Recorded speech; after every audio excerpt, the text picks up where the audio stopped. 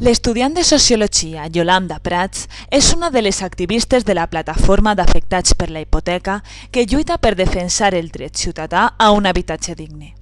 En primera persona, Yolanda ens conta la seva experiència com a activista a la PA i ens aporta la seva visió de la societat capitalista i els moviments de protesta ciutadana que estan sorgint en l'actualitat.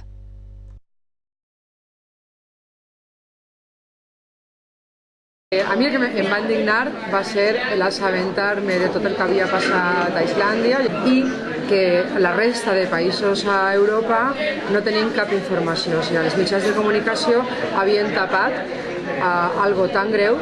Vaig començar a no fiar-me gens de cap mitjà de comunicació. Em va semblar la manera més directa de lluitar contra el cor directament dels culpables de la situació actual, que és els bancs i tot el sistema financer. La bàsica, la més important, és tindre un contacte amb les persones afectades, tractar d'assabentar-nos de tota la gent que tinga problemes amb les hipoteques.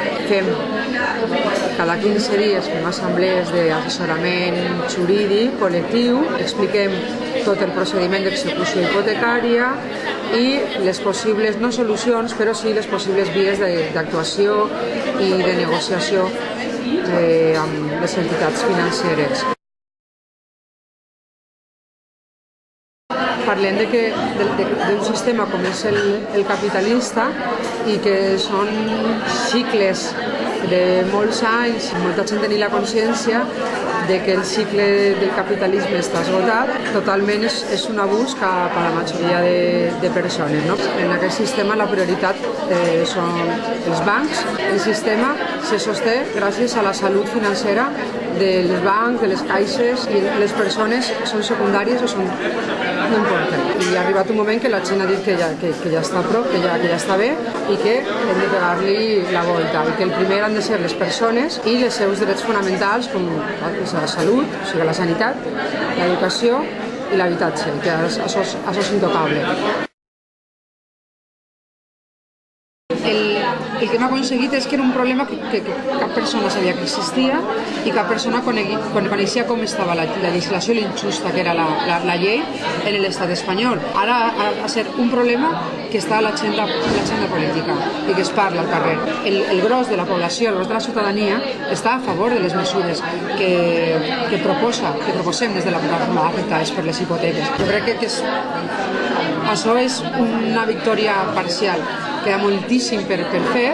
Ara tenim la sensació que són moltíssimes persones les que estem convençudes de que aquest no és el millor sistema, sinó que és un sistema terriblement dolent per a les persones i que tenim la responsabilitat, tenim el dret i tenim el deure de canviar-lo.